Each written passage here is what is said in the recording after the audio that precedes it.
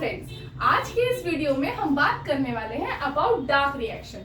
आप सबने कभी ना कभी फोटोसिंथेसिस के बारे में जरूर पढ़ा होगा। फोटोसिंथेसिस में आपके ब्रॉडली दो रिएक्शन आते हैं, एक होता है लाइट रिएक्शन और एक होता है डार्क रिएक्शन। लाइट रिएक्शन में जो भी एटीपी और एनएडीपीएच की प्रोडक्शन होती है वो यूज करी जाती है आपके डार्क रिएक्शन में। आज हम ये पढ़ने वाले हैं कि C3, C2, C4, कैम ये सब साइकिल्स आपस में लिंक्ड क्यों है और इतनी सारी साइकिल्स की क्या जरूरत पड़ी। तो सबसे पहले we will talk about C3 cycle. तो क्या होता है, सबसे पहले यहाँ पे सबस्ट्रेट है RuBP, दैट इज रिब्यूलोज 1,5 बिसफॉस्फेट, जो कि 5 कार्बन का कंपाउंड है। इस पर जब रुबिस्को एंजाइम एक्ट करता है which is acting as a carboxylase, तो 5 कार्बन तो RuBP के पास खुद ही है और रुबिस्को भी एक CO2 लेकर आ रहा है, जिसकी वजह से अभी हो गया 6 कार्बन। तो यहाँ पर दो मॉलिक्यूल्स बनते हैं ऑफ 3 फॉस्फोग्लिसरेट। ठीक है, यहाँ पर ये 3 कार्बन का कंपाउंड है तो इसके 2 बनेंगे, मतलब कि टोटल 6 कार्बन कंप्लीट हो गए। तो पहला स्टेप यहाँ पे होता है कार्बोक्सिलेशन। सेकेंड इज रिडक्शन, जहां पर एक एसिड जो है वो एल्डिहाइड में कन्वर्ट होता है। And the next is multiple steps of regeneration, जिससे दोबारा से RuBP बन जाता है।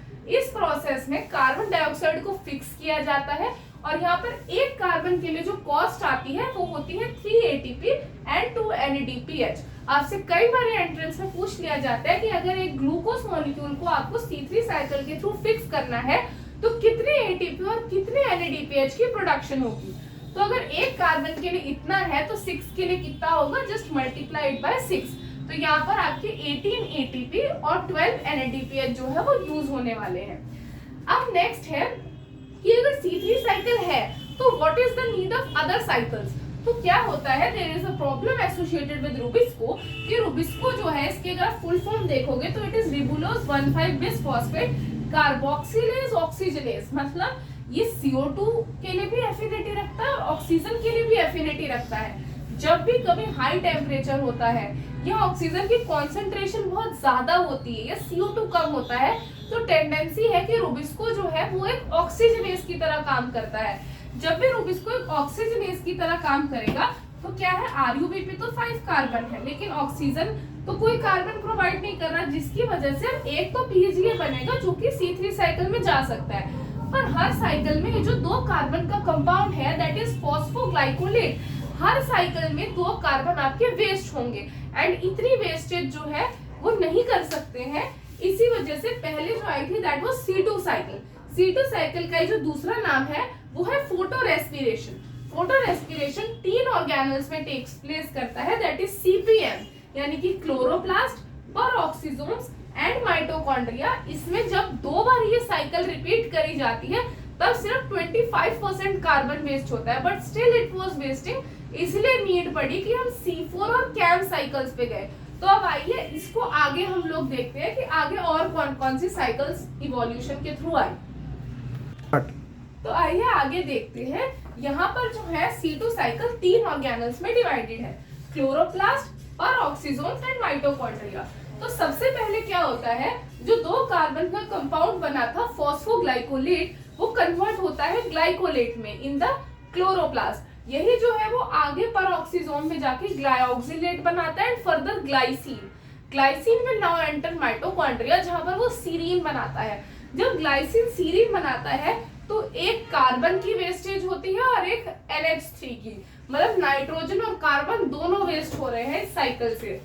उसके बाद क्या होता है, ये serine now again it enters the peroxisome to form hydroxy pyruvate, further glycerate, और फिर ये जो ग्लिसरेट है वो क्लोरोप्लास्ट में एंटर करके फॉस्फोग्लिसरेट बनाता है।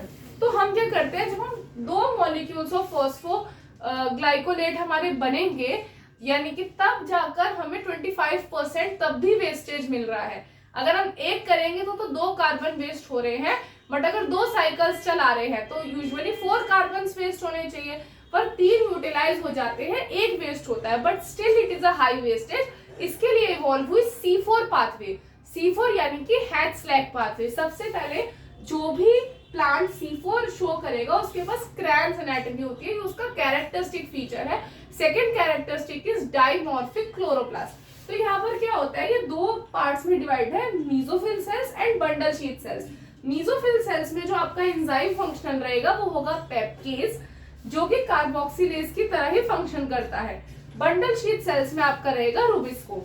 तो क्या होता है, सबसे पहले फॉस्फोनॉल पायरुवेट के साथ HCO3- एक्ट करता है टू फॉर्म ऑक्सैलोएसीटेट, जो कि 4 कार्बन कंपाउंड है, which will further act to form malate. यहाँ पर आपको पेप्केज रोल प्ले करता है। अब ये जो मैलेट है वो बंडल शीट सेल्स में जाएगा, जहां पर वो पायरुवेट जब बनाएगा तो malate is a 4 carbon compound while pyruvate is a 3 carbon compound. तो यहाँ पर एक कार्बन डाइऑक्साइड निकलेगी और वही जो है वो C3 साइकिल के लिए यूज कर ली जाएगी।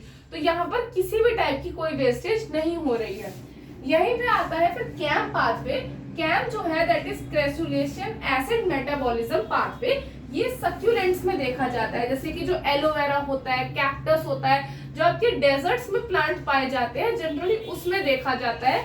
यहाँ पर क्या होता है कि नाइट में जो फॉस्फोनॉल पायरुवेट और HCO3- ने ऑक्सैलोएसीटेट बनाया, फिर जो मैलेट बना उसको स्टोर कर लिया जाता है वैक्यूल्स में, जबकि डे के टाइम में उसी मैलेट को देन पायरुवेट में कन्वर्ट किया जाता है एंड अगेन वो CO2 जो बनती है उसको C3 साइकिल के लिए यूज किया जाता है। इसी हिसाब से अगर आपको जैसे यूज करना है स्टोर करने के लिए, तब उसको स्टार्च फॉर्म में कन्वर्ट किया जाता है, और अगर आपको फूड को ट्रांसपोर्टेशन फॉर्म में लाना है तो जनरली प्लांट्स ऐसा सुक्रोज की फॉर्म में करते हैं। तो हमने इस वीडियो में ये देखा कि कैसे डार्क रिएक्शन में पहले C3 साइकिल आई थी, उसके बाद क्योंकि rubisco can function as both oxygenase and carboxylase, इसीलिए फिर C2 cycle was a problem.